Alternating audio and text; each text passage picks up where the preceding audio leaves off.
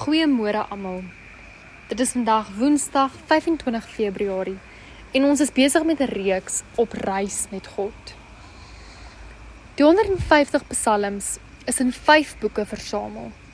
Psalm 1 tot 41, 42 tot 72, 73 tot 89, 90 tot 106 en 107 tot 150.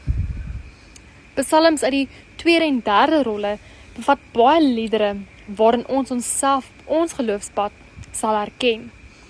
Gebede om redding en bewaring, lofsange, klaagliedere, gedigte van mense wat op pad is. Kom ons kyk nou na Psalm 42 vers 2 tot 6. Soos 'n wildsbok smag na waterstrome, so smag ek na U, o God. Ek dors na God, na die lewende God.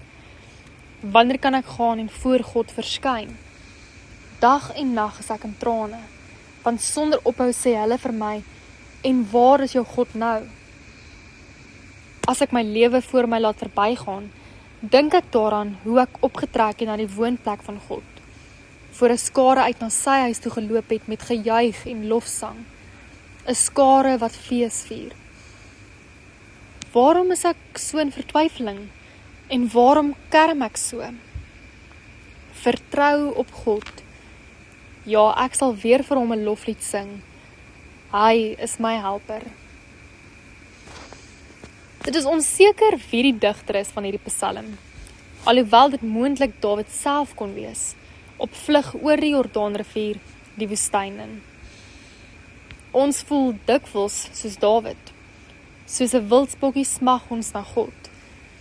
Maar sê talle, dis veral vers 4 wat die noodroep van ons tyd is.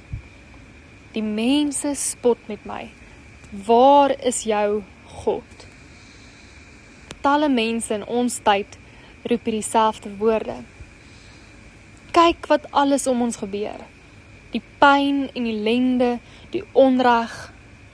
Waar is God? Baie jare terug was daar 'n Nederlander wat na die Tweede Wêreldoorlog vir sy leraar op huisbesoek gesê het, "Ekskuus dominee, moenie met my oor God praat nie, want ek was in Dachau." Die dominee, wat self jare in 'n Duitse kamp deurgebring het die gemeentelid met 'n glimlag geantwoord, "Ekskuus broer, ek glo wel in God, want ek was ook in Dachau." Na alles wat met hom in die kamp gebeur het, kon die dominee nog altyd saam met Dawid sing, "Vertrou op God, ek sal weer vir hom 'n loflied sing. Hy is my helper en my God." Kom ons bid saam.